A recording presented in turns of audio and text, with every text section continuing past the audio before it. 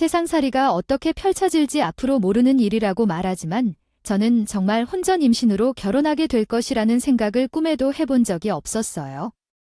어렸을 때는 그냥 적당한 나이에 시집가서 남편과 오순도순 살다가 아이가 생기면 낫겠지, 뭐 하고 가볍게 생각했었는데 혼전 임신이라니, 뱃속에 아이가 생겼다니.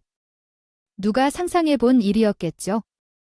사건이 순식간에 벌어진다는 게 정말 놀랍더라고요. 아이가 한 방에 생겨서 당황한 게 그나마 나중 일이 막막하게만 느껴졌어요. 우리 친정집에서는 제가 남자친구가 있다는 사실조차 모르고 계셨거든요. 그러니까 어디서부터 어떻게 설명을 시작해야 할지 모르더라도 제 젊은 나이 28살인 것으로 보면 창창한 나이로 여겨져야 할 텐데 임신을 한다는 일보다 더 마음에 걸리는 일이 있었거든요. 그것은 어느 날 친정집에서 언제나 하시던 말이었는데 집안에서 만나게 해줄 남자와 결혼하라는 말이었습니다.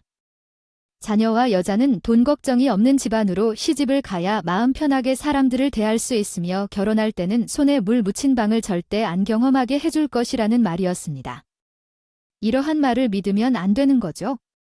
돈이 있어야 물놀이도 할 수 있고 나머지도 할 수 있습니다. 돈이 없으면 집안에 가정부를 두고 서도록 할 수 있겠어요. 단지 너를 위해 짝짓기 해준 사람과 결혼해서 편안하게 살아라는 말을 매번 하셨는데 저는 뜬금없이 임신했다고 말했을 때 저희 부모님은 당연히 처음에는 몹시 충격받았고 때론 후회하셨습니다. 대발 난리가 났어요. 아이 뭐가 어쩌고 임신을 해서 결혼을 할 것 같다며. 요즘에는 아이만 보고 결혼하겠다는 건 어렵지 않아요. 다른 사람들은 어떻게 생각할지 모르겠지만 내 인생이 걸린 일이니까요. 지금의 애비가 무정하게 보일지 모르겠지만 다른 사람들을 생각해서 하는 말이거든요. 아이를 만나고는 평온했다가 어떻게 해서든 내가 짝지어준 집안과 결혼하고 싶어요. 이미 뱃속에 자리 잡은 아이를 포기하라고 할 수는 없어요. 그렇게 할 수 없어요.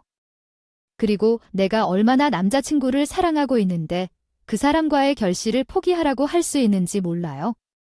결국은 그 사람과 결혼해서 내 행복을 찾아가고 싶어요. 손에 물 좀 묻혀보는 것은 어때요? 싫어요. 저는 당연히 아버지의 말을 들을 수 없다고 반항하기 시작했어요. 우리 집에서는 집을 나가라고 요구해요. 그치 말씀하신 건 개고생을 한번 해보라 하신 거였죠. 그래서 말씀하신 대로 진짜로 개고생을 해봤어요. 정말 개고생이었어요. 부모님이 그냥 집에서 쫓아내시더라고요. 전 속으로는 설마 아무리 그래도 제가 임신을 했더라도 딸을 쫓아내겠다고 생각하지 않았는데 그런 실제 상황이 벌어진 거예요. 옷이나 소중하게 모아두었던 가방 등을 신경 쓰지 않고 몸만 덜렁 내쫓아 버리셨어요.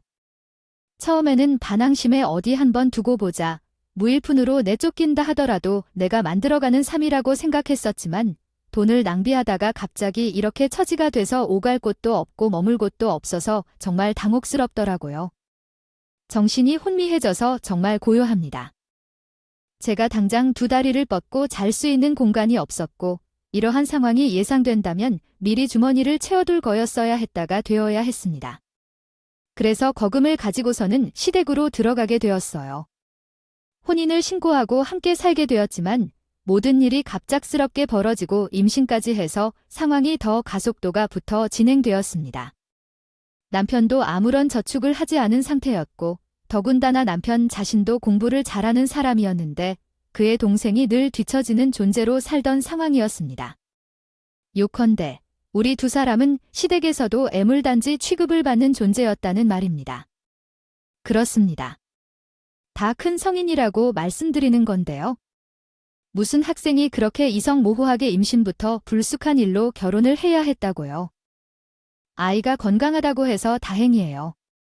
하나라도 아픈 부분이 있나 보면 돼요. 당신들은 돈이 있나요? 뭐가 있나요? 뭐 한 가지도 가진 게 없는 주제인데 어떻게 임신부터 생각을 해? 아이 우리 거라고 생각해서 임신될 줄 알았어? 나름대로 철저하게 준비를 했다고 했는데 아이 엄마야 이왕 며느리 한 거 보게 됐으니까 그냥 예쁘다 생각하고 잘 살아보는 게 어때요? 우리가 뭔 잘못한 것도 없는데 앞으로의 것들은 천천히 준비하면 돼. 우린 부러움을 안 받고 잘 살 거야. 응. 말은 누가 왜 이렇게 못하냐? 당연히 잘 살아야지. 누구 속임을 하는 결혼이라도 내가 쏙 한 가지는 빨리 보고 싶어서 노래를 불렀어. 기분이 조금 이상하긴 한데 나쁘진 않네. 이미 뱃속에 자리 잡은 아이니까 잘 키워야지.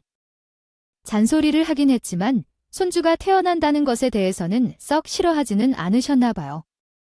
내쫓을 생각은 없으셨고 결혼식에 대한 이야기도 나눠볼 필요가 있지 않을까요?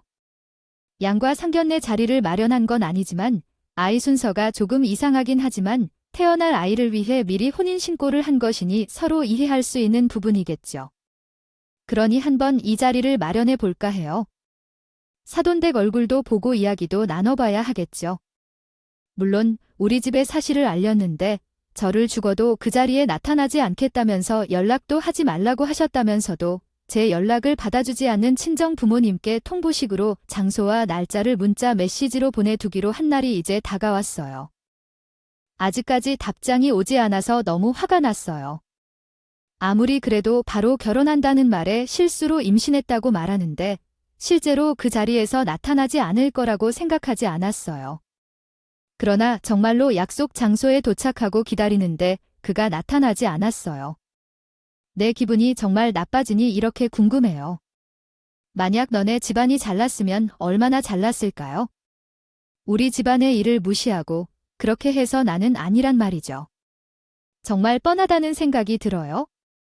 인성이 가장 중요한데 그러나 이렇게 무시당하는 것은 처음이라 참으로 기분이 형편없어요. 처음부터 느낌이 있었지만 이런 집안에서 태어난 우리 며느리는 어떨지 상상조차 안 되네요.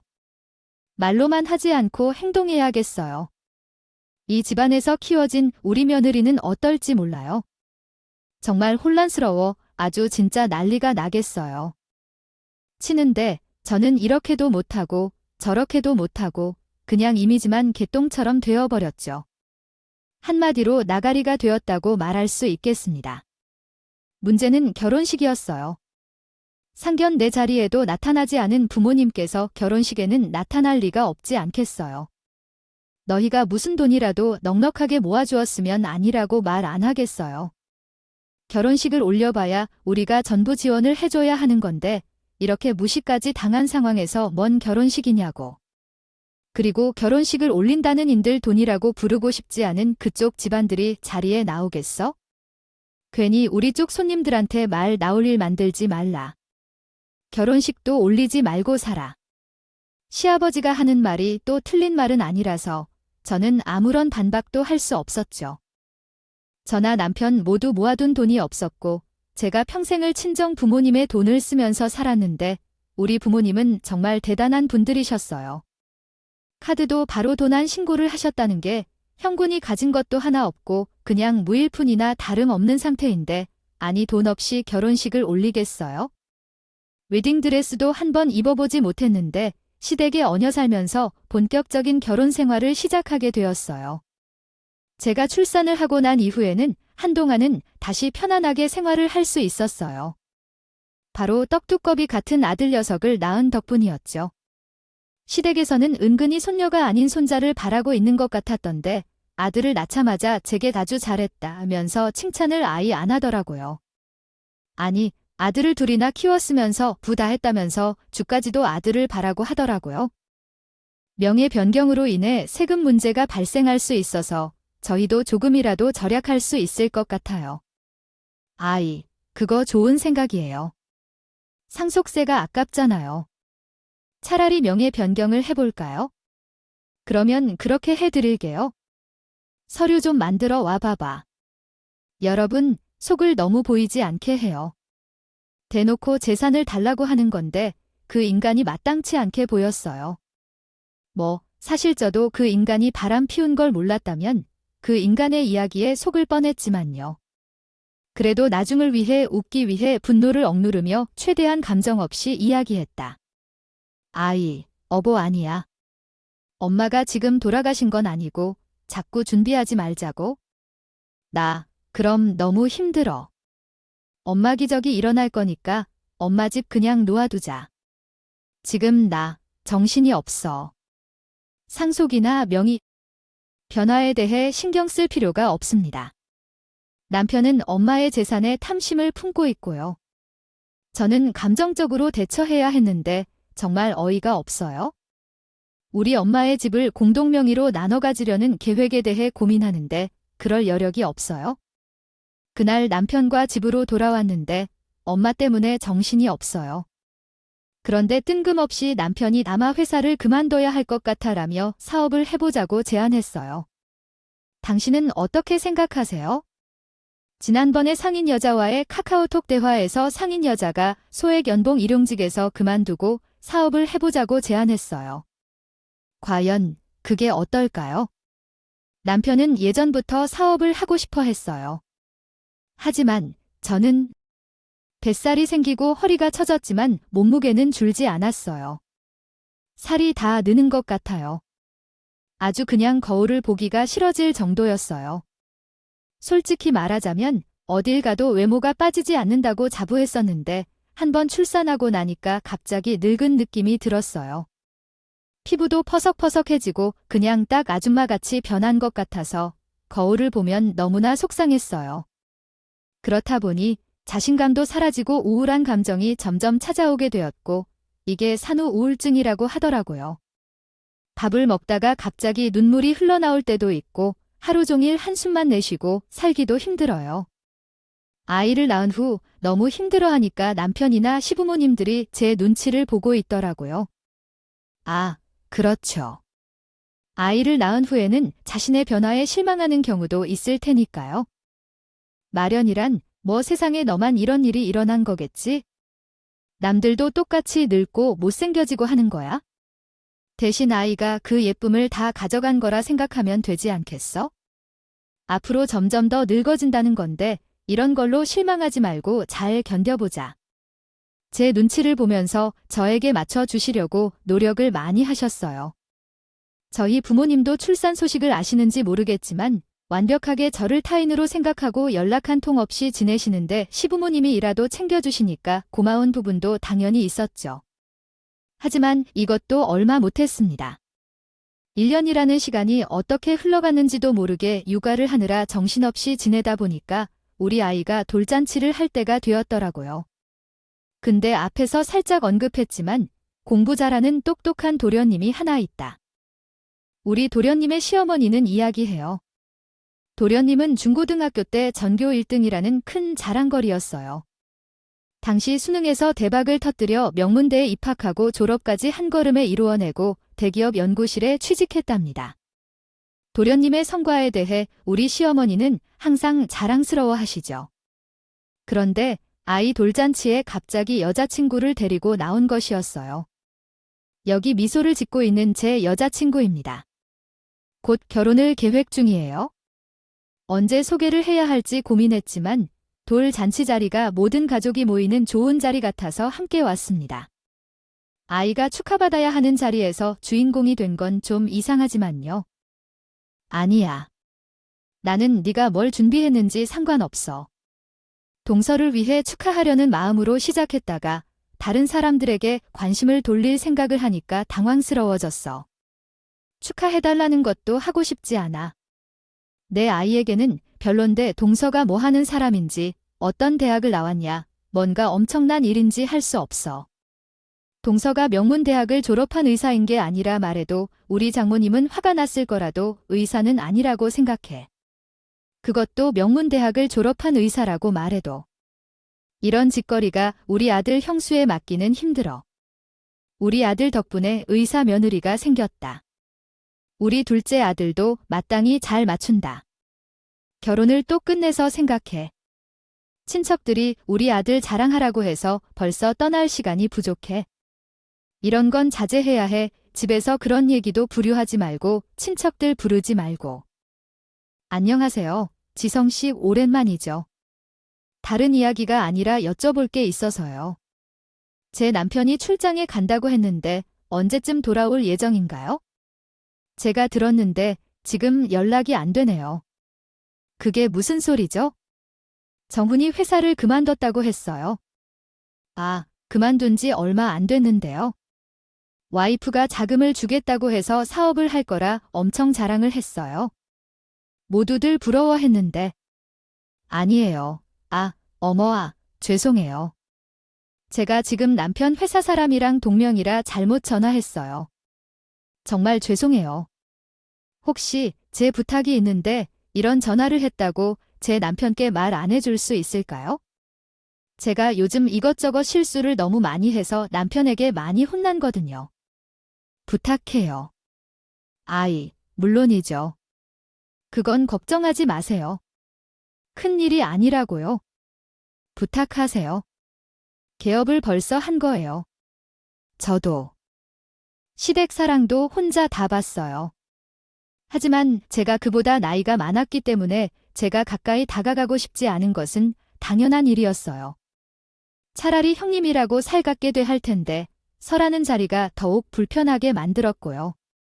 어찌하면 되나 고민이 많았는데 그런 고민을 하는 동안 동생이 저를 완전히 보더라고요. 어쨌든 저는 먼저 시집을 오기도 했고 손이 사람이니까 저에게 존댓말을 쓰긴 하는데 말투에서 너는 나보다 아래로 느껴지더라고요. 한숨이 절로 나오는 상황이었죠. 제가 아무리 미련이 많아도 그걸 눈치채지 못했어요. 돌잔치가 끝나고 자연스럽게 예비 동서의 가족이랑 같이 상견례려 하기로 날을 잡았다 하더라고요. 그냥 별 생각 없이 그날은 일찍부터 준비를 했겠다 싶네요. 해야겠군 하고 생각하고 있는데 글쎄 우리 시어머니가 저를 보더니 쓱 말을 하더라고요. 예를 들어 내가 곰곰이 생각을 해봤는데 말이야. 너는 그 자리에 안 나오는 게 좋겠다. 집에서 그냥 편안하게 혼자 여유를 만끽하면서 아이를 돌봐주는 게 좋겠어. 내가 그 자리에 끼어서 무얼 할 거야? 솔직하게 말해서 나의 어린 형제가 있다고 하면 예비 사돈댁에서 좋아하라 하시겠네. 당연히 불편해 하시겠지? 내가 가진 것도 없고 내가 세울 것도 없고 든든한 친정도 없는데 우리가 예쁘기 때문에 너를 그 집안에 소개해주겠니? 쪽팔리게 자리만 차지하지 말고 집에 있는 게 좋을 거야. 말은 틀린 게 하나도 없어. 괜히 애를 데리고 나와서 새긴 실거리 곳에 있지 말고 편안하게 집을 지키고 있어. 밖에 나가면 걔 스트레스 받지 않아? 짐 삶는 것도 많고 아이가 그 자리에서 울면 우린 뭘 할 수 있겠어. 대화를 나누러 가는 자리에서 갓난 아기가 우는 거 뭘 알겠어? 넌 그냥 집에 있어? 근데 나도 정말 어처구니가 없어. 그 자리에서 아무 말도 못하고 고개만 끄덕였어. 제가 부끄러워서 가지 말라는 말을 알고 있었지만 가려고 고집했을까 봐 시부모 말처럼 내세울 것도 아닌데 그냥 자리만 차지하고 애가 우면 미치겠고 그렇게 될 것 같았어. 하지만 지금 생각해보면 어떻게든 저 자리를 차지해야 했는데 왜 그렇게 주눅이 들어 시켜 들어갔지 않았을까? 내가 정확히 따라했는지 모르겠어요. 결국 상견례에 있었던 그날 집에서 아이를 보살피고 있었는데 나를 제외한 가족들은 상견례에 나가게 되었습니다.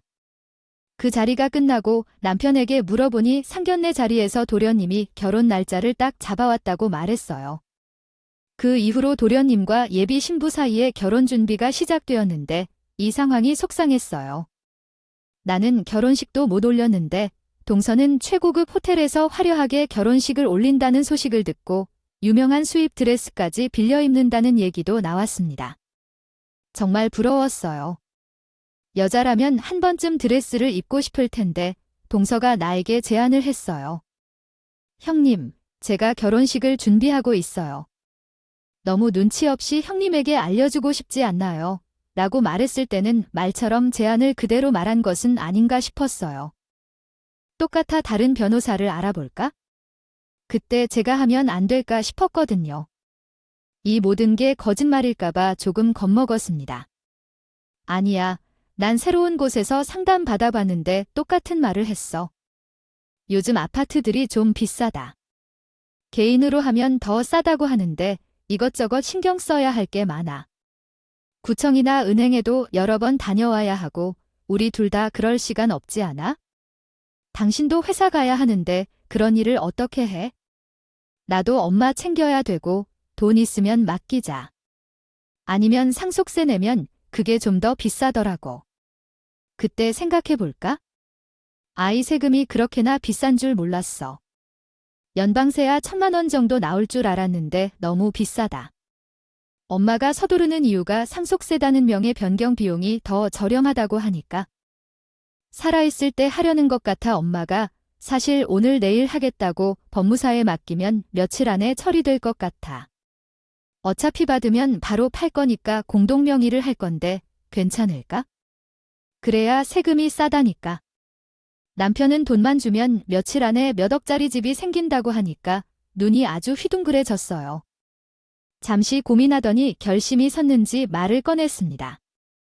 당연하지. 여보 좀만 기다려봐. 내가 빚을 내더라도 명의를 변경하는 게 우리한테 유리할 것 같아서 그래.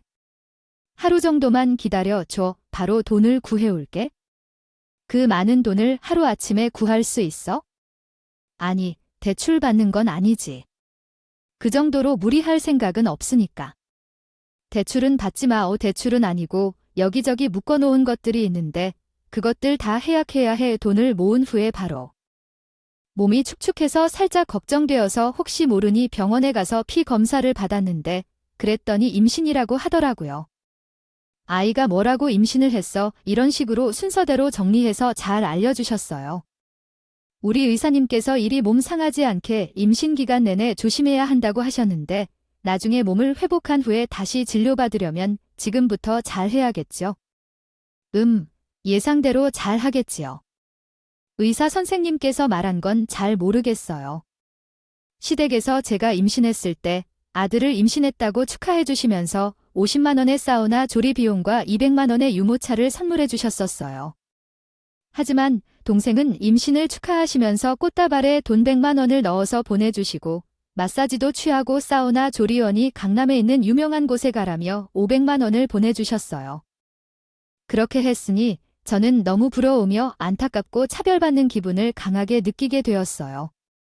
출산 후에는 유모차도 브랜드 유모차를 사주고 카시트도 제가 가지고 싶은 걸 바로 사주는 걸 아셨죠. 저는 돈이 부족해서 결국 중고로 구입했지만요. 참 서러웠어요. 제게만 차별을 받고 있다는 것은 몰랐는데 우리 아이가 차별을 받고 있다는 사실을 깨닫니까 더 기분이 나빴어요. 그 후로 자잘한 차별이 이어졌어요. 임신했을 때, 출산했을 때 저에게는 그렇게 집안일을 시켜주고 부려먹이다가 동서부는 왕대접을 받았어요. 그나마 동서부는 딸을 낳았으니까 다행일 뿐이죠. 만약 아들을 낳았다면 전 시댁에서 쫓겨나지 않았을지도 몰랐을 거예요. 어머님, 근데 동서분한테는 다 해주시려는데 왜 제게는 이렇게 안 해주셨는지, 아이고. 슬픔에 사로잡혀 있을 때 남편이 도와줘서 수월하게 엄마의 장례를 치를 수 있었습니다. 엄마를 잘 보내고 집으로 돌아와서 평범한 일상을 이어가려고 했어요. 집안 청소를 하고 저녁을 먹다가 TV를 켜고 있었는데 남편이 다가와서 말했습니다. 너가 힘들 것 같은데 일은 해야 돼. 장모님의 명예 변경은 못했다고 하셨어. 상속을 받아야 하는데 그 금액도 상당한데 받으면 팔 생각이야. 내가 계획 중인 사업이 있는데 들어봐. 시기가 중요해. 빨리 시작해야 하는데 상속받은 돈을 투자할 거야. 들어보니까 사업 계획이 좋다고 해. 열심히 노력해요. 제 의미는 힘내라는 건데 이것을 준비했어요. 열어보세요. 화장대 서랍 깊숙한 곳에서 서류 봉투를 꺼내서 남편에게 건넸습니다. 남편은 기대하며 그 서류를 열어봤어요. 남편은 아마 그 안에 사업자금을 융통해줄 무언가의 서류가 있을 거라 상상했나 봐요. 그 기대에 찬 표정이 실망으로 변하는 것을 참 보기 좋았는데 이게 뭐야? 이혼 신고서? 왜 갑자기 이혼하자고 하는 거야? 내가 주고 싶었었는데 참고 있었어요. 당신 아주 대담하다. 바람 피운 거 안 들킬 줄 알았어요. 뭐라고? 바람. 아니, 바람 안 피웠어요. 왜 사람을 모략하고 나를 흠집내서 이혼하려는 거야? 웃기고 자빠졌네. 데리고 가겠다고 찾아와도 제품에 안겨 있으려고 하지 동서에게 안 가려고 했었거든요. 제가 엄마라고 해도 믿을 만큼 저를 잘 따르기도 했고 동선의 아이가 순하기도 해서 돌보는 데는 크게 어렵지도 않았어요. 그러니까 저는 이게 웬 떡이냐 싶은 마음이 생기기도 했죠. 형님이 아이를 보느라 수고하시는 거 잘 알고 있으니까 제가 매달 200만 원씩 형님 계좌로 송금할게요. 그 정도면 아이들을 돌보는 비용으로 충분하시다면 우리 아이도 챙겨주면 되는 건데 공으로 돈 받는 것과 다름 없잖아요. 저는 순간 그동안 동서를 씹었던 게 미안할 정도로 신이 났어요. 아니, 그동안은 딴 주머니 한 번 챙길 수 없을 정도로 돈이 없이 살았었는데 이거 제 계좌로 직접 돈을 준다는데 얼마나 고맙겠어요. 저는 단박에 고개를 한 번도 한 적 없으면서 뭐 내 말하는지 아버지야. 우린 너 같은 녀석 필요 없어. 여기에 서명 안 하면 그때는 소송일 거야. 내가 한평생 열심히 빌면서 살았는데 왜 안 되겠어?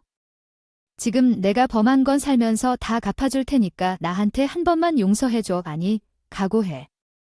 그리고 그 여자도 각오하라고. 그동안 엄마 때문에 참고 있었던 건데 우리 엄마는 오늘 내일에 이미 그녀는 여행을 갔다네. 내가 인간이라면 여기에 서명하고 곧바로 떠나. 당장 남편은 내가 무섭다고 이혼 서류에 순순히 서명했고요. 그 뒤 재산을 분할할 때도 제 의견에 항의하지 않았지. 이혼 소송을 하면 일반적으로 몇천만 원은 기본적으로 위자료를 받는데 이혼 소송을 안 하는 대신에 재산에서 더 많이 가져갈 거야? 아니에요. 이런 식으로 한 푼이라도 더 희생하려고 하시는 게 아니에요? 동선 우리 아이는 이미 29개월이에요. 동서의 아이는 3개월이고 분유 단계도 달라요. 기저귀 사이즈도 다르죠. 어떻게 같은 걸 쓰겠어요? 분유 먹다가 탈이라도 나면 어떡하죠? 저희 아이가 기저귀라도 쓰면 다 줄이세요. 동선의 아이한테 들어가는 물건은 동선이 살 때 주셔야 하거나 돈 챙겨 주셔야죠. 애초에 200만 원은 딱 맞았잖아요. 어머, 돈독이 올라도 너무 오르셨네. 어차피 그 사이즈 차이가 얼마나 날까요? 형님, 그러지 말고 그냥 융통성 있게 하세요. 적당히 같이 돌렸으면 좋잖아요. 형님이 중간 사이즈를 쓰시면 되는 거 아니에요? 저희 아이에게 밥 좀 많이 주세요. 무럭무럭.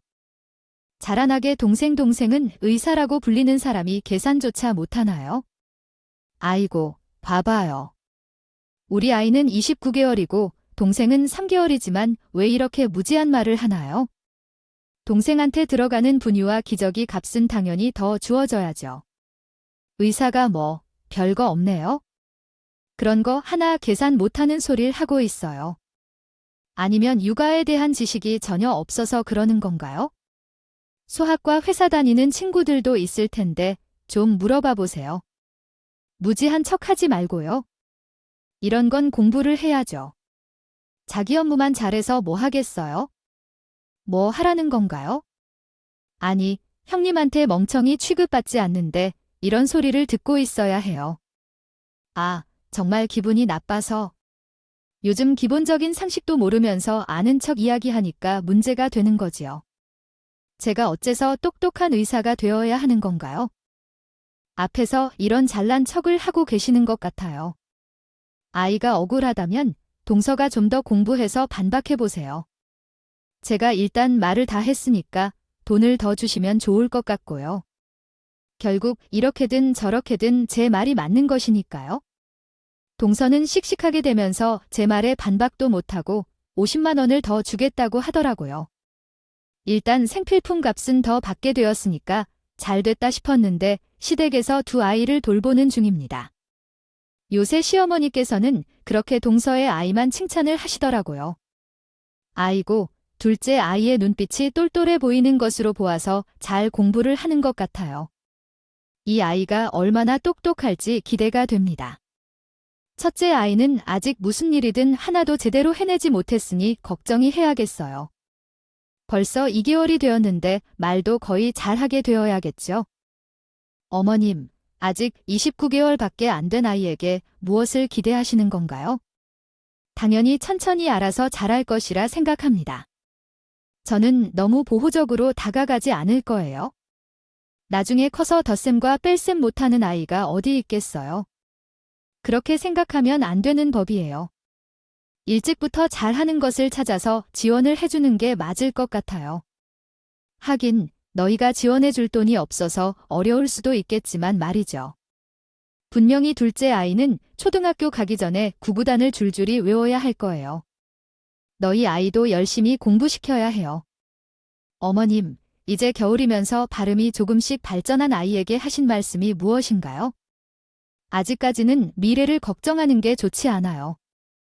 시어머니는 항상 직선적이고 꾸준한 아이의 지혜로운 발전을 바라는 거예요. 믿음을 가지고 이해하는 사람들도 있지만 모르게 차별을 하며 말을 하셨어요. 때로는 속으로 분노할 때도 있지만 나중에 어떻게 변화될지 아무도 모르기 때문에 우리 아이가 대신해서 복수를 해줄 거라고 생각하며 참고 버텨왔어요. 1년 후 우리 아이의 첫돌 잔치를 하는 날이 왔어요. 서해고도 기분이 크게 상해서 버렸는데 시어머니가 동생에게는 금돈짜리 팔찌를 해줬어요. 우리 아이의 첫돌 잔치 때는 아무것도 안 주었는데 말이에요. 정말로 금 반지나 한 돈짜리도 안 주었거든요. 저도 거기서 한번 팥방을 치고 싶었어요. 아이 어머님, 우리 아이에게는 돌반지도 안 주셨으면서 동생에게는 금 돈짜리 팔찌를 주셔요. 매우 차별적인 행동이 아니에요. 정말 황당해서 너와 아이와 함께 갔냐? 내가 고졸백수인데 아이는 명문대를 졸업한 의사자니 의사인데. 동료들에게 체면을 유지할 필요가 없을 거라 생각해 어머님. 제가 사이버 대학을 나왔거든요. 실제로 우리는 동일한 학위 소유자인데 왜 이렇게 차별을 만들어 사람들의 기분을 상하게 만드시는 건가요? 이런 멋진 날에 제가 바락바락 대드니까 어머님은 기가 막히신 듯이 혀를 끌끌 차더라고 하셨어요. 대학 가지고 뭐라고 하니까 사이버 대학 졸업했다고 말한 것뿐인데 별거 아닌 것 같은데요. 실은 전 큰 한 방을 터뜨리고 싶었어요. 어머님, 사실 제가 둘째 임신했어요. 축하해주세요. 손주들이 바글바글하게 모여 집안이 시끄러웠답니다. 좋겠다고 동서에게 이야기하셨으니까 제가 들었으니까 어머님의 소원에 한 발 가까워진 거 아닐까요? 임신 중독이라고 한다고 해요. 동서는 제 아이 돌잔치에 참석하니 스포트라이트를 받았는데요. 저도 한번 받아보고 싶다는 마음을 담아 임신을 하게 됐어요. 정확히는 3주 전에요. 전에 알았지만 꽁꽁 숨기다가 일부러 돌잔치에 터뜨려 버렸어요. 솔직히 모든 사람들이 저에게 스포트라이트를 쏟지 않겠지만 어느 정도 관심이 쏠릴 것이라고 생각했어요. 동서에게 똑같이 복수를 할 수 있는 기회라고 생각했고요. 그랬더니 우리 시어머니 뭐라고 했냐면 야, 너는 또 임신을 했니? 뭐, 임신하는 기계야? 아니, 너네 남편이 벌어오면 얼마나 번다고 또 임신을 라고 하면서 말이죠. 아유, 둘째는 어떻게? 무슨 돈으로 키울 거야? 우리 아들 이러다가 투잡 뛰어야 하는 거 아니니? 내가 둘째네 봐준다고 돈 받아봐야 얼마나 남는다고? 둘째를 가져이 미련곰탱이 생각이 있어 없어. 그리고 그게 무슨 자랑이라고 여기 와서 이야기를 하고 자빠졌어. 의유. 내가 정말로 답답하다 그러더니만 그 자리에 박차고 나가서는 제 쪽은 쳐다도 안 해주더라고요. 힘들었음을 이해합니다. 정말 서운했던 일이었죠. 저도 상황이 불편했습니다. 사실 동서보리차를 보냈다고 할 때 과장이 아니었는데 제가 너무 무시당해서 그것도 실망스러웠습니다. 게다가 결혼한 지 5년 되어 둘째 임신을 맞이했는데 시댁에서는 저를 벌레 취급하고 설 자리조차 제공하지 않아 너무 서운해서 이혼을 하고 싶은 마음까지 들었어요. 매번 제 편이 되어주지 않고 무관심한 남편에게는 실망스러웠고 언제나 저를 탓하는 시어머니에게는 더 실망했습니다. 그 위에 날 보며 웃고 놀리는 동서연 더욱 더 미운데요. 그렇지만 비벨 구석이 어딘가요? 결국 5년을 참다 버티다가 마침내 한계에 다다릅니다. 손을 떨면서 마지막으로 정신을 차리고 친정 부모님께 연락했습니다. 처음에는 용기를 내서 전화를 걸어야겠다고 마음먹었지만 망설여졌습니다. 이렇게 평생 살아야겠다고 생각하며 결심을 굳히고 전화했어요. 솔직히 거절을 당해도 할 말이 없다고 생각하며 하니까 그나마 마음이 편해졌어요. 여보세요, 우리 엄마, 라고 하자마자 눈물이 터져 나왔어요. 모르게 눈물이 뚝뚝 흘러내리는 것을 보고 주최를 망설이며 우는 소리를 내기 시작했죠. 우리 엄마가 내 이름을 불러준 게 떠오르지 않아? 미나니, 미나야, 너 미나 맞아. 아이고, 이렇게 오랜만에 연락을 해서는 웃는 것도 아니고 왜 우는 소리를 내느냐 엉엉 울면서 전말라고 하자 아무 말도 못하고 그냥 찔찔 자더니 우리 친정도 속이 상하셨지. 하고 싶은 이야기는 많은데 하기에는 제 얼굴에 침 뱉는 일 같고 그렇게 하려니 속 안에서 부글부글 끓어오르고 아버지가 라고 말씀해 주신 것으로 보아 다음은 입력하신 내용을 올바른 한국어 문법 구조로 재구성한 것입니다. 아버지가 후회 많이 했어. 이렇게 끊고 지낼 줄 알았으면 결혼식이라도 당당하게 시키는 건데 엄마야? 나 웨딩드레스 입어보고 싶었어. 근데 돈이 없으니까 드레스는 그냥. 결혼식도 못 올리겠다. 내가 그동안 얼마나 철없이 살았는지 알게 되기도 했어. 나는 바보야. 엄마 미안해. 저게 제가 올려드렸어요. 일생에 한 번 입어보는 건데 지금이라도 안 되겠다. 결혼식이라도 제대로 올리자. 아이, 누구보다 더 화려하게 올려버리자. 엄마, 나는 이혼하고 싶어서 용기를 내 엄마한테 전화를 했는데 결혼식은 무슨 결혼식이야? 엄마, 나 있잖아. 이혼하고 싶어. 이대로는 정말 못 살겠어. 이혼할래 도와줘. 5년이나 연락이 한 통 없으니 누구보다 잘 살고 있다고 알았더니 갑자기 이혼하고 싶다는 게 무슨 소리야? 제가 잘 살고 있었어야지. 갑자기 전화해서 이러면 내 속이 더 썩어버릴 텐데. 나는 하나도 잘 살지 못했어. 엄마를 너무 보고 싶고 그러는데 그렇게 쫓겨난 후에 무서워서 연락할 생각조차 못했어. 엄마, 나 이혼하고 싶어. 제발 한 번만 도와주세요. 도와주세요. 이건 전화로 하기에는 이야기가 길어. 만나서 이야기하자. 내가 어떻게 살아왔는지 이야기도 듣고 왜 아이들과 이혼하려고 하는지도 들어야겠어요. 저는 친정 엄마와 자주 만나던 호텔에서 저녁을 먹기로 약속을 잡았어요.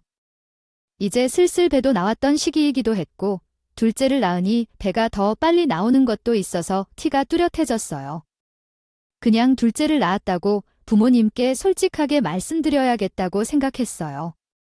그럼에도 불구하고 제가 이혼을 결심하면 당연히 도와주실 거라고 믿었고 친정 부모님을 5년 만에 다시 만난 거라 너무 떨리고 긴장돼요. 어쨌든 호텔 앞에 도착해서 떨리는 마음과 그리움이 교차되는 심정 속에 호텔 식당으로 향하고 있었어요. 친정 엄마께서 식당에 룸을 예약해 놨다고 하셨어요. 거기로 갔을 때 총 지배인이 식당 앞에 있었거든요. 그래서 어디에 룸을 예약하셨는지 예약자 명단을 확인하고 있었죠. 그런데 그때 어머 형님이 아닙니군요. 여기 무슨 일로 오셨어요? 이 호텔은 꽤 유명한 식당이 있기도 하고 가격도 비싸서 형님이 오실 만한 곳은 아닌데요. 아, 제가 받아본 건 200만 원인데 이런 데에서 사용하실 건가요? 제게 알고 있다고 하는 사람이 있어서 뭔가 의심하고 봤더니 동서님이신 것 같더라고요. 약간 위아래로 쳐다보는 것처럼 살펴보는데 기분이 별로였어요. 여기서 기분 좋은 사람이 어디 있겠어요? 아, 저는 약속이 있어서 잠깐 왔어요. 동서도 약속이 있어서 온 것 같은데 볼일을 보고 집에 가고 아이들은 어머니가 돌보고 있으니까. 비싼 호텔 레스토랑에서 무슨 일이 벌어지고 있는 거예요? 어떤 호텔 레스토랑에서 설거지를 하려고 하는 거죠? 면접을 보러 오셨다면요? 아이, 그럼 우리 아이는 이제 누가 돌봐줘야 하죠? 내게 받는 돈이 이곳에서 설거지를 하는 것보다 더 적다고요. 이게 이상하지 않나요? 막일을 하시는 분에게 250만 원이나 줄일 수 있다는 말에 무슨 말인지 모르겠어요. 저는 약속이 있어서 왔는데 여기 동선이 왜 이런 식인 거죠? 왜 혼자 있는 거예요? 제가 누구랑 약속을 했든 말든 형님이 여기 있는 이유를 저는 알 수가 없어요. 솔직히 제가 여기 있는 것보다 형님이 여기 있는 게 더 이상한 일인 것 같아요. 이렇게 차림새를 한 채 도대체 이런 옷은 어디서 사신 건가요? 시장에서. 중고나라에서? 아유, 이런 장소에 오면서 제대로 차림새를 하지 못해서 그랬나 봐요. 갑자기 다가와서 물러설 틈도 없이 계속 말을 거셔요.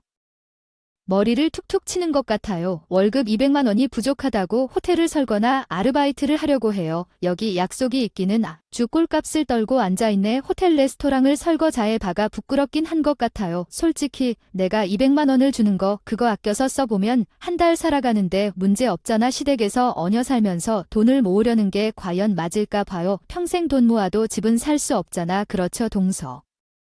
지금 나한테 모두 다 말했어. 그렇게 말했기 때문에 후회하게 되겠죠. 그리고 내가 분명히 약속이 있어서 왔다고 말했음에도 불구하고 왜 자꾸 내 말을 믿지 않는 거야, 동서.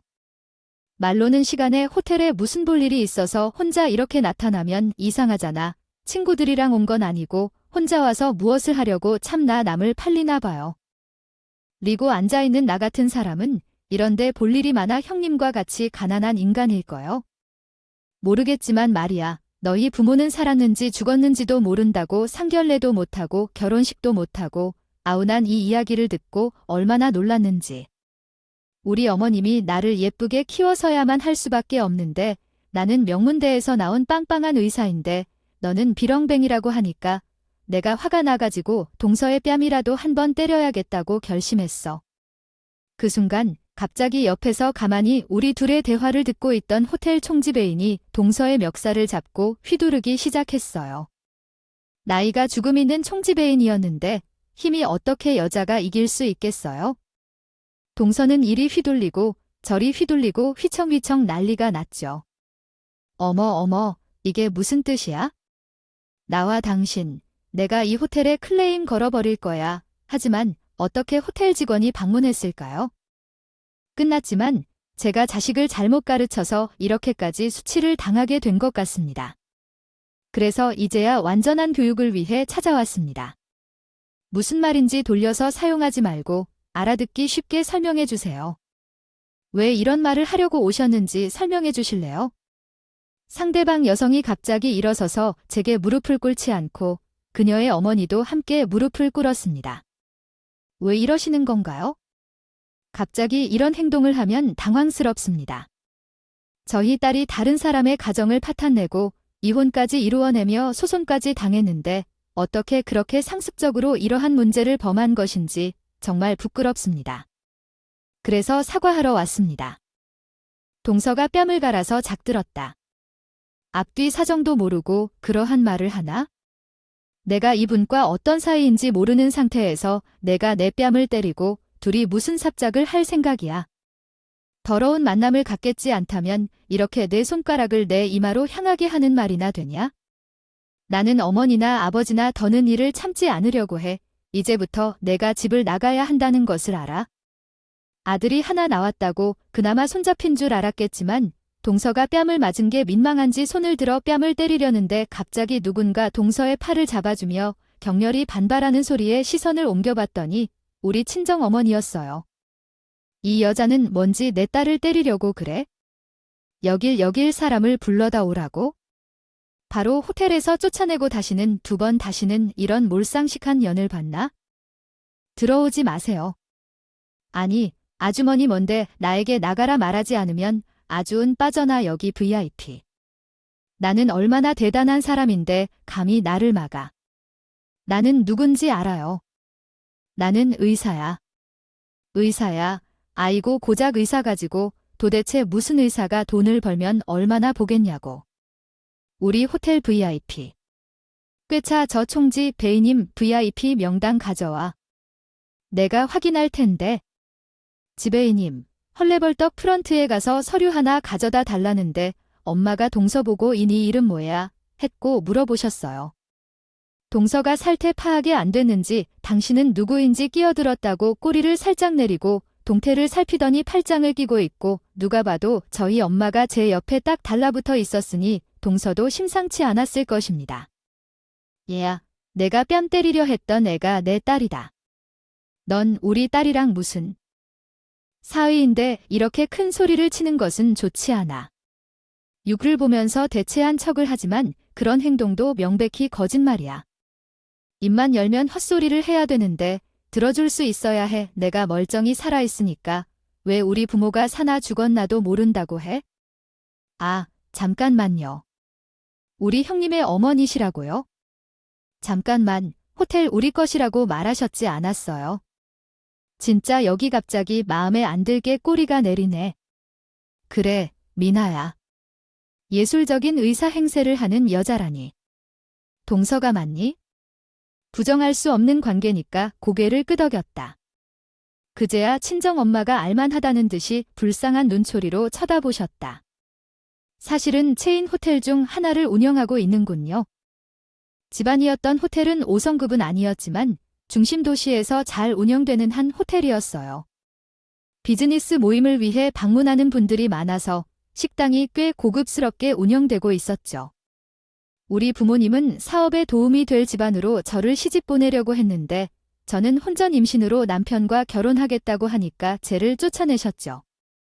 5년이라는 긴 시간이 지나고 서로 그리워하면서 다시 만나게 되었지요. 그 자리에서 상상도 못한 사건이 벌어지게 된 거죠.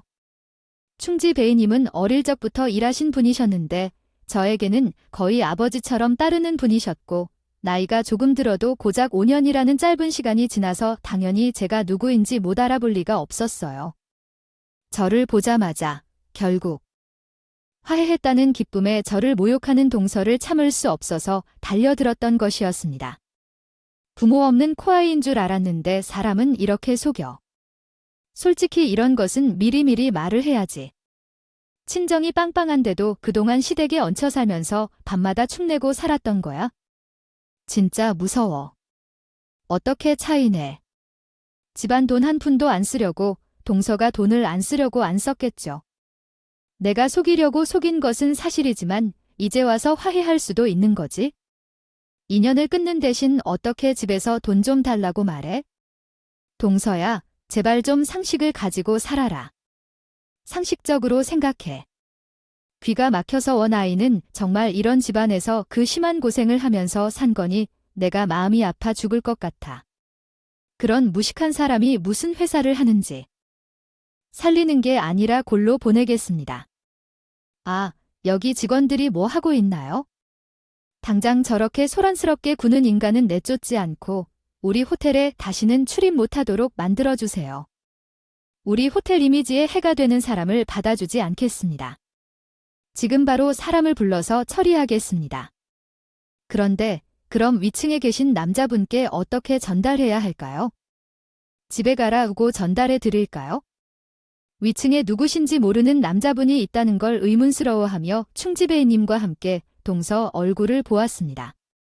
그러나 동서 얼굴이 사색을 띠고 있었어요. 혹시 그 아가씨네 도련님의 말씀이었던 거라고 했으므로 도련님이라고 하셨습니다. 도련님 안경을 쓰지 않으실 걸로 알고 있어서 안경은 당연히 아닐 거라고 생각합니다. 얼굴에 점이 있던데요. 키가 180가 넘지만요. 아니요, 제 도련님 5년 전에는 얼굴의 점을 모두 제거하여 남자이신 저희 도련님의 얼굴에는 하나도 없고요. 키는 작은 편이며 키높이 신발을 신어도 75 정도 되는 정도예요. 왜냐하면 여기서 제가 데리고 오는 남자분 중에는 진정한 남편이 없는지 살펴보고 계신가요? 누구나 할 수 있는 더러운 행동을 하는 사람은 누구인가요? 그런 사람이 누구와 무슨 관련을 맺고 이상하게 다루고 계십니까? 역시 시선에 혼자서만 보이는 의미심장한 분위기를 충실하게 만듭니다. 저희 조지배이님이 터트리시는 폭탄 같은 말씀은 이해할 수 없어요. 더구나 세 분 남자분들이 이 호텔에서 몰래 만남을 가지고 있었다는 증거는 무엇입니까? 제가 보여주신 숙박 목록을 보았을 때 상황은 급격하게 엉망이었어요. 죄송합니다, 형님. 잠깐만요. 어떤 오해가 있는 것 같습니다. 세 분 다 의사 동료이고 한 번도 나쁜 짓은 절대 하지 않았어요. 그저 호텔에서 만나서 회의를 조금 가진 적이 있을 뿐이에요. 번했던 것도 절대 형님의 생각이 아닐 거예요. 제가 그동안 형님께 무례했고 얄밉게 굴었던 것을 잘 알고 있어요. 정말 죄송해요, 형님. 한 번만 용서해 주세요. 잘못한 것 없이 정직하다면 왜 동서가 나한테 이렇게 간절하게 말할까요? 정직하다면 시댁에 가서도 말해보세요. 동서는 잘못 없이 당당하다고요. 아, 상황이 좀 그럴 수 있지만 누가 눈을 뜨고 믿어줄까요, 형님? 부디 부탁드려요. 2번 다시는 형님에게 무례하지 않고 살겠습니다. 절해 음식도 다 준비하겠어요. 형님께서 병원에 가야 할 일이 있다면 예약까지 다 도와드릴게요. 저 진짜 형님의 종처럼 살게요. 부디 비밀로 해주세요. 아이고, 그동안 내가 한 잘못이 몇 개인데 그건 그냥 넘어갈게요. 어차피 이혼할 것 같아요. 그러니까 그 집안의 일은 나에게 소용없는 일이죠, 나랑은요. 상관없다고 말했다. 동서는 한 번만 살려달라고 빌었지만 나는 그동안 당한 게 많아서 절대 못 봐줄 마음을 먹었어요. 그날 친정 부모님을 만나서 눈물을 펑펑 쏟으며 얘기를 했고 이혼을 하겠다고 하고 의사를 전달했어요. 우리 부모님께서는 당장이라도 소송 준비를 해주시겠다고 했고 너는 어딜 쏘다니다가 이제와 도대체 애들을 나한테 맡겨놓고 양심도 없냐? 라며 말했어요. 응, 내가 이 집에서 하는 일이 뭐야? 들째 내처럼 떡 살아라. 동서가 너무 똑 부러져서 3명의 남자랑 안 걸리게 바람까지 피우고 있었대. 뭐라고? 누가 바람을 피워. 너 질투에 눈이 멀어도 그렇지? 그런 소리 함부로 하는 거 아니야? 제가 제 눈으로 직접 만난 것이니까. 확인해봤는데 안경을 써 보이는 남자 얼굴에 많은 수염을 키우고 있는 큰 남자 셋이 다른 사람인데 우리 도련님이랑 전혀 만남 기회가 없네요. 호텔 명부를 확인할 수 있었다고 하는구나. 야, 너 뭐 망상증 같은 걸 받았니? 그가 바빠 죽겠는데 어떤 바람을 피우고 있는 거야? 동서 방향에서 불어오는 바람을 피우는 호텔이든지 우리 집의 호텔이든 이렇게 계속 운영하고 있었는데 부모님과는 이해관계가 없어서 말을 나눈 적이 없었어. 사실 나는 호텔 집안의 딸이야. 그래서 돈 걱정 없이 평생을 살아왔고 여기 와서 이런 일을 겪게 될 줄은 몰랐는데 이제는 부모님께서 나를 받아들일 준비를 하시겠다고 하시더라고. 그래서 솔직하게 말하면 될 것 같아. 부모님을 만나러 간 호텔에서 동서가 싫은 바람을 맞고 나는 사실을 알았어. 그래, 호텔 집안의 자식이라고. 군소리 없이 묵묵하게 일할 때, 너의 그 대처 같음을 봤다. 너는 우리 집만 면에서 일할 자격이 있다. 내가 그동안 말을 하지 않았어서 그렇지, 너가 하는 일에만 믿음이 갔기에 아무런 소리 없이 너에게 일을 시킨 거야. 앞으로도 우리는 이렇게 서로 돕고 돕는 게 맞아야지. 아니요, 이제 때려 치우려는 게 아니에요. 아줌마, 아저씨, 그동안 숙박을 시켜주셔서 감사한데 솔직히 그 대가는 이미 지불했잖아요. 월급은 얼마 정도 주실 건가요? 나한테 월급은 무슨 월급이에요? 그리고 뭐, 아줌마, 아저씨, 아니 갑자기 이게 뭐예요? 소리야. 저는 이제 그만 이혼할 거라고요. 우리 엄마 아빠가 받아줄 때까지 가야겠죠? 여기서 개고생을 하고 살면이 그냥 우리 엄마, 아빠에게 구박받으면서 살기보다는요. 내가 이혼하자고 하자 가만히 듣고 있는 남편이 아무 말도 못했다. 하더라고요. 그동안 제가 지은 죄로 인해 붙잡지도 못할 것이겠죠. 저한테 고개 숙이며 조용히 미안하다고 하는데 왜 처음부터 그런 행동을 하는지 알 수 없어서 그냥 남편 새끼한테 팡팡 때렸죠. 울려 퍼지는 소리에 시부모님은 얼음이 되었고요. 내가 너를 이 정도로 대해주는 게 얼마나 감사한 일인 줄 알아 라며 이혼을 결심했기 때문에 결코 말리지 말고 다른 방법으로 날 막으려고 하면 뺨 때리듯이 끝날 거고 친정으로 돌아온 뒤에 변호사를 선임하려 했는데 남편이 협의해준다고 했어요. 그리고 양육권도 포기하고 양육비와 위자료도 주겠다고 했죠. 그게 그녀가 할 수 있는 나에 대한 배려의 한계일 거라 생각하겠지요. 그래서 고맙다고 생각할 수밖에 없네요. 이 정도로라도. 깔끔하게 말하듯 저희 아이들도 궁금해하지 않는다면서 앞으로 연락하지 말았으면 좋겠어요. 당신은 끝까지 책임을 회피한 값을 치더니 남편은 눈물을 흘리고 있는데 저는 모르는 척하며 뒤돌아 법원에 나가 다시 나오고 나니 정말 아무런 연락도 주고받지 않았어요. 그래서 저는 친정에서 둘째를 기다리며 돈의 맛과 친정의 보살핌을 느꼈죠. 동서는 바람 피우던 세 남자들이 서로의 존재를 알게 되고 열을 받아서 동선의 병원에 찾아와서 난리를 쳤다던데요. 당연히 병원도 싹 다 뒤집혔다고 하더라고요. 결혼도 한 동서에 하나도 아니었는데 제 씨랑 바람을 피우고 있었다고 하니까 병원에서 소동이 일어나길래 동료들이랑 환자들이 손가락질하고 난리가 났다고 하더라니 그만두고 작은 곳으로 가기로 했어요. 병원에 가서 숨었다고 하더라도 돌연이랑은 이혼을 했고요. 그러나 그 남자 셋에게도 동서의 바람을 피운 이야기는 제가 슬쩍 흩뿌려 뒀습니다. 결과적으로는 그들을 고소하고 통쾌하게 벌 받았으니까 속은 시원합니다. 앞으로는 친정 부모님 품 안에서 어떻게 살아갈지 천천히 고민해 보려고 해요. 이제 둘째 출산이 얼마 남지 않았는데 현재는 출산에 집중하려고 합니다. 자랑은 아니지만 제 후배에게 가득한 결혼 생활 이야기를 함께 들어주셔서 감사합니다.